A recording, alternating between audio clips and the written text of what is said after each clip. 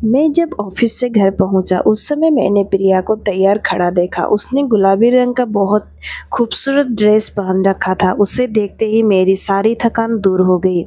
लेकिन जैसे ही उसने कहा कि उसे अपने मायके जाना है और वह इसलिए तैयार हुई है तो मेरा सारा मूड ऑफ हो गया। देखो प्रिया, तुम कल चली जाना, मैं आज बहुत थक गया हूँ। मैंने उसे टालने की कोशिश की लेकिन वो अपनी जिद पर अड़ी रही।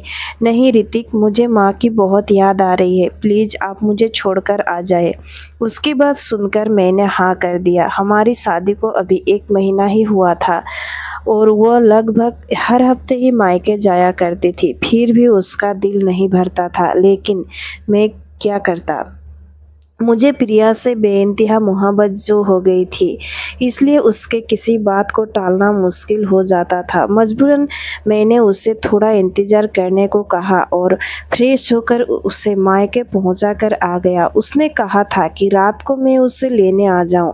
मैं जल्दी वापस लौटा क्योंकि मैं बहुत थका हुआ था और आज मेरी तबीयत भी कुछ ठीक नहीं लग रही थी। लेकिन मैं प्रिया को इस बारे में नहीं कह पाया। मैंने जैसे ही अपने गेट के सामने अपनी कार रोकी तो मुझे आश्चर्य का बड़ा झटका लगा क्योंकि छत पर एक ड्रेस लटक रहा था और हूबहू वही ड्रेस मैंने अभी अभी प्रिया को पहनते हुए देखा था। बिल्कुल वही रंग और वही प्रिंट। में काफ़ी देर तक उसे देखता रहा। कैसा अजीब इत्तेफाक है, मैंने मन ही मन सोचा कि हो सकता है प्रिया और भाभी ने एक साथ ही शॉपिंग की हो, इसलिए एक जैसा एक एक ड्रेस खरीदा हो। मैं उन्हीं ख्यालों में खोया हुआ था और जैसे ही चौकीदार ने गेट खोला मैं कार अंदर ले गया। मैंने नौकर को कहा कि कोई मुझे डिस्टर्ब ना करे, मैं थोड़ी देर आराम करने वाला हूँ। उस दिन मैंने इस बारे में ज़्यादा नहीं सोचा क्योंकि अक्सर ऐसे इत्तेफाक होते रहते हैं। मैं रात में प्रिया को वापस लेकर आया था लेकिन मैं उसे ये बात बताना भूल गया कि यही ड्रेस हमारे पड़ोस वाली भाभी के पास भी है। लेकिन 2 दिन बाद मेरे हैरानी की इंतहा ना रही जब प्रिया ने मुझे बताया कि वो अपने मायके जाना चाहती है क्योंकि आंटी की तबीयत ठीक नहीं है। इस वक्त वो नीले रंग की बेहद खूबसूरत ड्रेस में थी। मैंने उसकी तरफ प्यार भरी नज़रों से देखा। वो आज भी बहुत खूबसूरत लग रही थी। थोड़ी देर बाद मैंने उसे मायके पहुंचाया लेकिन जैसे ही मैं घर पहुंचा तो दंग रह गया क्योंकि मेरे पड़ोसी के ड्रेस पे आज भी वही ड्रेस लटक रहा था, वो जो प्रिया ने मायके जाते समय पहनी थी। ऐसा कैसे हो सकता था, मुझे बहुत अजीब सा लगा। लेकिन इस बार मैंने इसे सिर्फ एक इत्तेफाक समझा और अपने काम पर लग गया। लेकिन जब तीसरी बार ऐसा हुआ तो मेरी सोच शक में बदल गई। कहीं ऐसा तो नहीं कि प्रिया मायके बोलकर मेरे पड़ोसी के घर जाया करती हो। लेकिन ऐसा कैसे हो सकता है, मैं खुद अभी अभी मायके छोड़कर आया था और उसका मायका काफ़ी दूर भी था। यह सब इतनी जल्दी कैसे हो सकता था। लेकिन उस दिन मुझसे रहा नहीं गया और जिज्ञासा के मारे मैंने अपने ससुराल की तरफ कार दौड़ाई और मैं जैसे ही वहां पहुंचा तो देखा कि प्रिया उसी ड्रेस में थी और मुझे देखकर हैरान हो रह गई। ऋतिक, आप अभी तक गए नहीं? उसने हैरानी से पूछा तो मैं कुछ शर्मा सा गया और अब मन ही मन खुद को टोकने लगा। मैं कितनी बेवकूफ़ भरी बातें सोच रहा था। प्रिया के माँ बाप का घर तो हमारे घर से काफ़ी दूर था, भला वो वहाँ कैसे जा सकती थी। मैंने मन ही मन अपने आप को धिक्कारा और घर वापस लौट आया और मुझे ध्यान से अपनी पड़ोसी नीतीश के घर की तरफ देखा। कहीं वही ड्रेस अभी तक लटका हुआ था। मुझे एक पल के लिए भी चैन नहीं आ रहा था। इत्तेफाक 1 या 2 बार हो सकता है लेकिन बार बार नहीं। लेकिन मैं ये बात जुबान पे लाने से डरता था। अभी मेरी शादी के दिन ही कितने हुए थे और प्रिया को मेरे बात से कितनी तकलीफ हो सकती है, ये सोचकर मैं चुप हो गया। मुझे वो दिन याद आ रहा था जिस दिन मेरी शादी हुई थी और मैं प्रिया को दुल्हन बनाकर घर ले आया था। उसी दिन मेरा पड़ोसी नीतीश मेरे उसके घर बधाई देने आया था और उसने माफ़ी मांगी कि वो शादी में नहीं आ सका क्योंकि आज उसकी भी शादी थी। उसकी बात सुनकर मुझे सुखद आश्चर्य हुआ। सच में मैंने मुस्कुराकर उसे गले से लगाकर बधाई दी और उसने लाए हुए मिठाई के डिब्बे में से एक लड्डू निकालकर जबरदस्ती मुझे खिलाया। वह बहुत खुश लग रहा था अपनी शादी से। खैर खुश तो मैं भी बहुत था। मेरी भी लव कम अरेंज मैरिज भी प्रिया से। जब मैंने पहली बार प्रिया को देखा था उस वक्त उसे दिल दे बैठा था। वह मेरी सेक्रेटरी से मिलने ऑफिस आई थी। वह मेरी सेक्रेटरी मालती की दोस्त थी और उन दोनों को शॉपिंग के बाद एक साथ लंच में जाना था जिसके लिए मालती ने मुझसे पहले ही छुट्टी ले ली थी।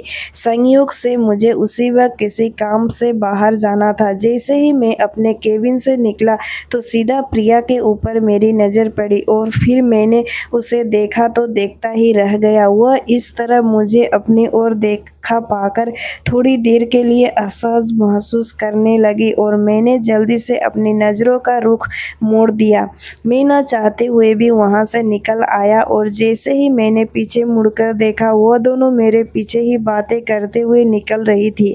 प्रिया मालती के किसी बात पर खिलखिलाकर हंसी थी और उसके लंबे बाल हवा में लहराते हुए उसके चेहरे पर आ रहे थे जिन्हें वह बार बार पीछे कर रही थी। मैंने मौका देखकर मालती से कहा कि अगर वह चाहे तो मैं उन्हें लिफ्ट दे सकता हूँ क्योंकि मुझे भी उस तरफ जाना है। मैं झूठ बोला लेकिन मुझे उस तरफ नहीं जाना था जिस तरफ उनका प्रोग्राम था, मगर दिल के हाथों मजबूर होकर मैंने उनसे कहा था। मेरी बात पर मालती बहुत खुश हुई और प्रिया का हाथ पकड़कर कार में बैठ गई, लेकिन प्रिया कुछ झिझकते हुए बैठी थी। मेरा दिल कैसे हवाओं में उड़ने लगा था। बैक व्यू मिरर से मैं उसे ही देखे जा रहा था। मैंने उसी दिन फैसला कर लिया था कि अपना जीवन साथी सिर्फ और सिर्फ प्रिया को ही बनाऊंगा। मैं उसकी मोहब्बत में इस तरह कैद हो चुका था कि मुझे सब्र भी नहीं हो सका और 2 दिन बाद ही मैंने मालती से सब कुछ कह दिया। वह मेरी बात सुनकर बहुत खुश हो गई और उसने बताया कि प्रिया एक लोअर मिडिल क्लास फैमिली से ताल्लुक़ रखती है और जॉब करके अपनी माँ बाप की और अपने छोटे भाई बहन की देखभाल करती है। मालती, मुझे उसके बैकग्राउंड से कोई मतलब नहीं है, बस मुझे वह पसंद है। आप मुझे बताएं कि मैं कब उनके घर जा सकता हूँ। मैंने पूछा तो उसने मुझे जल्द ही बताने का वादा किया और इसी तरह कुछ दिनों के बाद मैं अपने माँ को लेकर उनके घर चला गया जहाँ हमारा बड़े अच्छे से स्वागत किया गया और पहले ही मुलाकात में रिश्ता मंजूर कर लिया गया। मेरी खुशी का तो कोई ठिकाना ही ना रहा था। माँ भी तैयारी में जुट गई थी क्योंकि वह मेरे साथ नहीं रहती थी। उनका अपना घर के सिवा कहीं और मन नहीं लगता था। जबकि मैं जॉब की वजह से दिल्ली में रहता था। वहाँ एक बहुत ही बड़ी कंपनी में मुझे एक बड़ी पोस्ट पर रखा गया था और ये बंगला कार सब उन्हीं की तरफ से था। मुझे बहुत अच्छा पैकेज दिया जाता था और मैं बोनस वगैरह भी मिलता था और अगर कभी देश से बाहर जाना होता था तो कंपनी और ज़्यादा पैसा देती थी। मैं अपनी जॉब और लाइफस्टाइल से बहुत संतुष्ट था और जब से प्रिया मेरी ज़िंदगी में आई थी तब से तो लगता था कोई कमी ही नहीं थी ज़िंदगी में। हर वक्त भगवान के शुक्रिया अदा करता था। प्रिया भी मेरा बहुत ख्याल रखा करती थी और वह हर तरफ से एक बेहतरीन लाइफ पार्टनर साबित हुई थी। लेकिन जब से ये ड्रेस वाला सिलसिला शुरू हो गया था मेरी तो रातों की नींद हराम हो गई थी। अब तो मैं प्रिया से भी बात नहीं कर पाता था। वह जब भी मायका जाने का कहती तो मुझे बहुत गुस्सा आता था। एक दिन तो मैं चिल्ला उठा, सारा दिन माँ के घर जाने का सोचती रहती हो, तुम एक बार भी नहीं सोचती कि मैं क्या चाहता हूँ। मेरी आवाज़ तेज हो गई थी जिसे सुनकर वो डर गई। क्या हुआ ऋतिक, मुझसे क्यों गलती हो गई है क्या? वो अचानक से रोने लगी और उसके खूबसूरत चेहरे पर डर के निशान थे जैसे उसने कोई भूत देख लिया हो। मेरा दिल उसे इस तरह देखकर पिघल गया और मैंने अपने इस रवैया के लिए उससे माफ़ी मांगी और कुछ ही देर बाद मैं उसे मायके छोड़ आया। लेकिन लौटते समय वही ड्रेस मुझे नीतीश के घर पर लटकता हुआ दिखाई दिया। मुझे डर लगने लगा था। मैंने अपने कनपट्टियों को दबाना शुरू कर दिया था। ऐसे लग रहा था जैसे कोई मेरे सिर पर हथौड़े बरसा रहा हो। हर बार मैं सच्चाई जानने के लिए वापस जाया करता और प्रिया और उसके घर वाले मुझे अजीब नजरों से देखा करते थे। मैं कोई न कोई बहाना बनाकर उल्टे कदमों से वापस आ जाता। क्या हो रहा था मेरे साथ कुछ समझ में नहीं आ रहा था। अब तो प्रिया भी मुझसे नाराज रहने लगी थी। मैं सारा दिन चिड़चिड़ा रहने लगा था। ऑफिस में भी लोग मेरे शिकायत करने लगे थे। अगर ये नौकरी चली जाती तो मैं कहीं का नहीं रहता। इसलिए मुझे अपने दिल और दिमाग को तरोताज़ा करना पड़ता। मगर जिसके दिलो दिमाग में इतना तूफान चलता हो वो भला कैसे ठीक रह सकता था। मजबूरन मैंने बीमारी का बहाना करके 2 हफ्ते की छुट्टी ले ली। उन्हीं दिनों में मैंने नोटिस किया प्रिया कुछ परेशान और चिंतित लग रही थी। कभी कभी मुझे लगता था कि वह रात को कमरे से कहीं चली जाती थी और जब मैं उठकर पूरे घर में उसे ढूंढता तो कहीं नहीं मिलती। मजबूरन जैसे ही मैं कमरे में वापस आता तो वह बेड पर सो रही होती थी। एक रात मैंने उसे जगाया, प्रिया तुम कहाँ चली गई थी? तब उसने आश्चर्य से मेरी तरफ और देखा। ऋतिक आपको दिखाई नहीं देता? मैं तो सो रही थी, बल्कि बाहर से तो आप आ रहे हैं। शायद वो उल्टा मुझे शक भरी नजरों से देखने लगी थी। इस बात पर मैं चुप हो गया और कई जवाब दिए बिना अपनी जगह पर लेट गया। हो सकता है मैंने कोई सपना देखा हो। उस दिन के बाद से प्रिया उखड़ी उखड़ी सी रहने लगी थी। मैंने उससे कई बार पूछा कि क्या परेशानी है, तो वह अजीब सी नज़रों से मुझे देखती और कहती क्या हुआ है आपको ऋतिक? मुझे आपकी दिमागी हालत ठीक नहीं लगती। उसके इस तरह देखने पर मैं अपना सिर पकड़ लेता। वह ठीक ही तो कह रही थी। मैं आजकल उल्टी सीधी बातों ही तो करता रहता था। इस पर मैंने सोच लिया था कि इस रहस्य को तो सुलझाना ही पड़ेगा। और जैसे ही मैं सीमा को मायके छोड़कर वापस आया तो देखा रोज की तरह वही बैगनी जोड़ा नितेश के घर पर छत पर लटका हुआ था। कुछ सोचकर मैं अंदर गया और सीढ़ियों चढ़कर सीधा छत पर आ गया। मेरी और नितेश की छत बिल्कुल मिली हुई थी। मैंने चारों ओर देखने के बाद नितेश की छत लांघी और तार पर टांगे कपड़ों को हाथ लगाकर देखा तो ताज़ा धुले हुए थे। उनमें से पानी टपक रहा था। मैंने कमीज वाले हिस्से को बीच में से फाड़ डाला और उन कपड़ों को नफरत से देखने लगा जिन्होंने मुझे बहुत तड़पाया था। मेरे पूरे शरीर में आग लगी हुई थी। मैं जैसे आया था वैसे ही चला गया और फिर से अपने ससुराल की तरफ कार दौड़ाई। आज मुझे सच्चाई का पता लगाना था और आज दूध का दूध पानी का पानी करना था। मैंने तेज रफ्तार में कार चलाई थी। जैसे ही मैंने प्रिया का घर का दरवाज़ा खटखटाया तो प्रिया ने ही दरवाज़ा खोला। वो मुझे देखकर हैरान नहीं हुई थी क्योंकि मैं हमेशा ही वापस आ जाया करता था, लेकिन उसे देखकर मेरे पैरों तले ज़मीन खिसक गई थी क्योंकि उसकी कमीज का दामन बीच में से फटा हुआ था, बिल्कुल वैसे ही जैसे मैंने फाड़ा था। ये सब देखकर मुझे इतना गुस्सा आया कि मैं अपने होशो-हवास खो बैठा और बिना सोचे समझे प्रिया को गाल पर जोर का थप्पड़ दे मारा।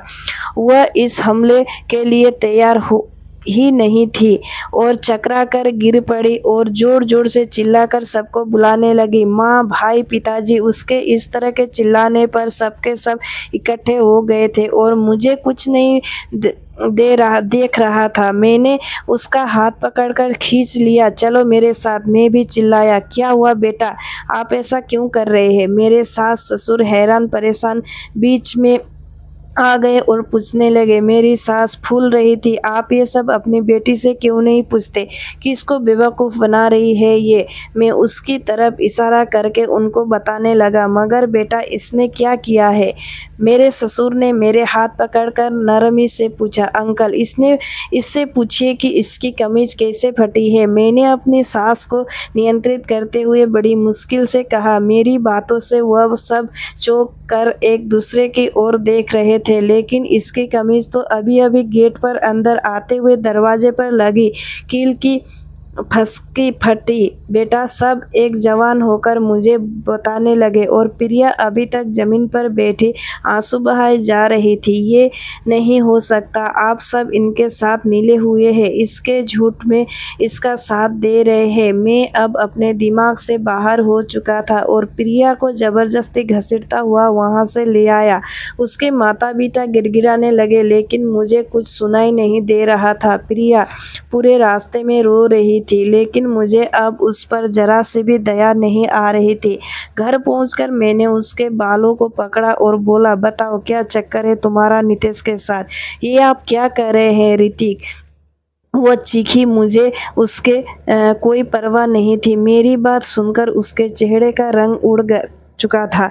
ये क्या पागलपन है, आप इतना गलत कैसे सोच सकते हैं? वह चिल्लाई। लेकिन मुझे अब उसकी कोई परवाह नहीं थी। मैं कोई गिरा हुआ इंसान नहीं था जो आंखों देखी मक्खी निगल लेगा। मगर वह लगातार इनकार करते जा रही थी। मेरा गुस्से से बुरा हाल था। मैंने उसे कहा, अगर सच बता दोगी तो मैं उसे कुछ नहीं करूँगा, बस वह एक बार अपनी बात मान ले। मुझे लग रहा था कि मेरे दिमाग की नसें फट जाएगी और अभी अचानक मैंने देखा कि पुलिस वहां पहुंच गई थी। उनमें से एक महिला कांस्टेबल ने आते ही प्रिया को मेरे हाथों से छुड़ाया और उसे सोफे पर बैठा दिया। उसका बयान लेने लगी जबकि मुझे हथकड़ी पहना दी गई थी। ये सब क्या है? मैं चिल्लाया। ये तो बेटा आपको थाने चल के पता चल जाएगा। वो पुलिस इंस्पेक्टर हंसने लगा और मुझे घसीटता हुआ पुलिस के गाड़ी में डाला जबकि जाते वक्त मेरे कानों में प्रिया की आवाज़ लगातार गूंजती जा रही थी, ये मेरा पति पागल है, पहले दिन से ही इसे पागलपन के दौरे पड़ते आ रहे हैं। प्रिया पुलिस को बताए जा रही थी और मुझे अपने कानों पर यकीन नहीं हो रहा था। वो जिसे मैंने दिलो जान से चाहा था वो ये क्या कह रही थी। मेरे हवालात का आज दूसरा दिन था और प्रिया ने मेरी खबर तक न ली थी और मुझे इस बात पर बिल्कुल विश्वास नहीं हो रहा था। जो कुछ भी उसने पुलिस को बताया था, मैं एक दिमागी मरीज हूँ और मुझे पागलपन के दौरे पड़ते हैं, तब मैं उसे जुल्म करता हूँ। उसका यह कहना था कि उसने ये बात अपने माता पिता से कभी नहीं बताई, लेकिन उस दिन उन्होंने अपनी आंखों से सब कुछ देखा था। लेकिन सबसे चौंका देने वाली बात यह थी कि उस रात पुलिस को नितेश ने कॉल किया था, जो मेरा पड़ोसी था और जिसकी वजह से ये सारा सिलसिला शुरू हुआ था। मुझे आश्चर्य के बाद ये हो रही थी कि ये सब क्या था, मुझे कुछ समझ नहीं आ रहा था। प्रिया ने मेरे खिलाफ केस फाइल किया था और न जाने क्या क्या आरोप लगाए थे मुझ पर। मेरे माता पिता बहुत कोशिश कर रहे थे लेकिन मेरी जमानत नहीं हो पा रही थी। मामले के अनुसार मेरा मेडिकल चेकअप होना था और रिपोर्ट आने के बाद ही मेरा जमानत हो सकती थी। 2 दिन बाद जब मनोचिकित्सक ने सवाल पूछे तो मैंने उसको सारा किस्सा सुना दिया, जिसे सुनकर वो भी मुझे ऐसी नज़रों से देखने लगे जैसे मैं कोई पागल हूँ। और उनके इस तरह देखने पर मुझे अचानक गुस्सा आ गया। आपको क्या लगता है मैं पागल हूँ? मैंने गुस्से में आकर पूछा। वह मुझे समझाने लगे, देखिए मिस्टर ऋतिक, आप जो किस्सा बता रहे हैं वो नामुमकिन सी बात है। इत्तेफाक 1 या 2 बार हो सकता है लेकिन बार बार नहीं। वो आराम से कह रहा था, बल्कि मेरी सांसें बढ़ने लगी थी। डॉक्टर साहब, यही तो मैं समझा रहा हूँ, वो इत्तेफाक नहीं था। मैं अब अपने आप पर काबू नहीं रख पा रहा था और डॉक्टर में मेरी हाँ में हाँ मिलाकर मुझे खामोश कर दिया था, जबकि मेरी रिपोर्ट में उन्होंने मुझे एक मानसिक रोगी ही लिख दिया था, जिसके परिणाम स्वरूप जज ने मुझे 2 महीने के लिए मेंटल हॉस्पिटल में भेज दिया। मैं चीखता चिल्लाता रहा कि मैं पागल नहीं हूँ, लेकिन वहाँ किसी को कोई फर्क नहीं पड़ा। सब लोग मुझे तरस भरी निगाहों से देखे जा रहे थे। ऐसे ही कुछ दिन ही हॉस्पिटल में चला गया। मुझे पागल खाने में कोई मिलने आया। मैं मुलाकात वाली जगह पर पहुँचा तो वहाँ नितेश और प्रिया को देखकर मुझे जोर का झटका लगा। तुम दोनों एक साथ? मैं बस इतना ही कह सका था। हाँ ऋतिक, हम दोनों एक साथ में इसलिए आए हैं ताकि तुम्हें तुम्हारी गलती बता सके। वो मुस्कुराया। तुम्हें सायली याद है? अचानक उसने पूछा, कौन साइली? मैंने आश्चर्य से कहा, हाँ, तुम्हें कैसे याद होगी भला? क्योंकि तुमने कॉलेज से लेकर यूनिवर्सिटी तक ना जाने कितनी लड़कियों को इसके के जाल में फंसाया होगा, जिनमें से एक लड़की साइली भी थी, जो कि मेरी छोटी बहन थी, और वो दूसरे लड़कियों से बहुत अलग थी, बहुत नरम दिल की थी। वो तुम्हारे टाइम पास की सच्ची मोहब्बत समझ बैठी थी, और तुमने उससे शादी करने से इनकार कर दिया कि तुम उसे सिर्फ दोस्त समझते थे और कुछ नहीं। तब उस मासूम लड़की ने छत से कूदकर अपनी जान देने की कोशिश की थी, जिसमें वह बच तो गई, और अब तक वह सिर्फ दवाओं के सहारे ही जिंदा है। मैं जब भी अपनी बहन को इस हालत में देखता था, तब मुझे उस आदमी से सख्त नफरत महसूस होती थी। फिर एक दिन मुझे साइली की डायरी मिल गई, जिससे उसने तुम्हारे बारे में सब कुछ लिखा था, और उसी दिन मैंने तुमसे बदला लेने का फैसला किया। मैं तुम्हें बर्बाद कर देना चाहता था। सबसे पहले तो मैंने तुम्हारे घर के बगल में घर खरीद लिया। प्रिया, जो मेरे ऑफिस में काम किया करती थी, इसकी छोटी सी जॉब थी। बड़ी मुश्किल से इसका घर का खर्चा चलता था, लेकिन ये बहुत खूबसूरत थी, इसलिए मैंने प्रिया को एक बड़ी रकम के बदले में ये सब नाटक करने को कहा था। और मेरी खुशी का ठिकाना न रहा था जब तुमने प्रिया को पहले ही नज़र में पसंद कर लिया था। मुझे पता था कि तुम प्रिया जैसी खूबसूरत लड़की को कभी इग्नोर नहीं कर सकते, और तुमने प्रिया से शादी कर ली। फिर मैंने जो प्लान बनाया था उसको अंजाम देना शुरू कर दिया। पहले तो तुमने कई दिन तक मेरे घर की तरफ नहीं देखा, मगर एक दिन तुम्हारी भटकती हुई नज़र मेरे छत पर पड़ ही गई, जो कि तुम्हारी बर्बादी का कारण बने। और यही नहीं, मैंने प्रिया को कुछ दवाइयाँ भी दी थी, जिससे तुम अपना होश खो बैठो और तुम्हें गुस्सा आता रहे, ताकि हर कोई तुमको पागल समझे। ये सब बताते हुए वो बहुत खुश लग रहा था। उसके होठों पर उपहास भरी हंसी थी, जबकि प्रिया खामोश खड़ी थी। मुझे धीरे धीरे सब कुछ याद आने लगा था। अब मुझे गुस्सा नहीं आया करता था, क्योंकि मैं एक नर्म स्वभाव का बंदा था, और ये सब नितेश की दी हुई दवाइयों का चमत्कार था, जबकि यह मुझे शांत रहने की दवाई दी जाती थी। अब मुझे पागलपन के दौरे नहीं पड़ते थे, और आज भी मैं पूरे होश हवास में था। मैं बड़ी मुश्किल से अपना मुंह खोला और बोला, साइली के साथ जो कुछ हुआ उसका मुझे अफसोस है, लेकिन तुमने बहुत बड़ी भूल कर दी। साइली और मैं क्लासमेट थे, लेकिन साइली जिस ऋतिक को चाहती थी वह हमसे सीनियर था। मेरी तो कभी हाय हेलो भी नहीं हुई थी साइली के साथ। वह हर वक्त फाइनल ईयर के ऋतिक के साथ दिखाई देती थी, जो एक अमीर बाप का बिगड़ी हुई औलाद था, और हर रोज एक नई लड़की को फंसाता था। मुझे कुछ नहीं पता था कि साइली ने यूनिवर्सिटी आना क्यों बंद कर दिया था। मुझे बस अपनी पढ़ाई से मतलब था। और जब तुमने साइली को डायरी में ऋतिक का नाम लिखा देखा, तब बदकिस्मती से उसके क्लास में जो ऋतिक था वह मैं था। तुमने बस उसके क्लास में देखकर मुझे समझ लिया कि मैं ही वो ऋतिक हूँ, और आज आ गए मेरी ज़िंदगी बर्बाद करने। कम से कम एक बार किसी से पूछ तो लेते कि साइली के साथ कौन होता था। सदमे दर्द से मेरा बुरा हाल था। मुझे उस गुनाह की सज़ा मिली थी जो मैंने किया भी नहीं था। मेरी कहानी सुनकर नितेश और प्रिया सदमे में आ चुके थे। दोनों के चेहरे देखने लायक थे, जबकि मैं संतुष्ट था, क्योंकि मैंने कोई गुनाह नहीं किया था। उस दिन तो वह दोनों चले गए, और 2 दिन बाद ही मुझे छोड़ दिया गया। नितेश और प्रिया ने अपना गुनाह कबूल कर लिया था। जब मुझे पता चला तो मैंने जल्दी से अपने वकील से बात की और उन दोनों के माफ़ कर दिया। मैं जानता था उन्होंने अपराध किया था, लेकिन प्रिया ने गरीबी से तंग आकर ये ऑफर कबूल किया था। वह अपनी बीमारी, पिताजी, दवाइयाँ और घर के खर्चा पूरा नहीं कर पा रही थी, और नितेश ने बदले की आग में ये सब किया था। मैं अपने घर वापस लौट चुका था, लेकिन मैं वहाँ चौंक गया जब वहाँ मैंने प्रिया को मेरा इंतज़ार करते पाया। प्रिया, तुम यहाँ? हाँ ऋतिक, मैं आपको गुनहगार हूँ। मुझे माफ़ कर दो, और अगर तुम्हारे दिल में मेरे लिए थोड़ी सी भी जगह है तो मुझे अपने जीवन से मत निकाल देना। मुझे आपसे मोहब्बत हो गई है ऋतिक, मैंने आप जैसा इंसान पूरी ज़िंदगी में नहीं देखा। मैं आपको बिल्कुल खोना नहीं चाहती। वह सिसकते हुए मेरे कदमों में गिर गई थी। उसका पूरा शरीर काँप रहा था। मैं उससे नफ़रत करने की लाख कोशिश करता, लेकिन ये दिल उसके एक आंसू से ही पिघल चुका था। मैंने उसको कंधों में पकड़कर उठाया और उसके आंसू पोंछे।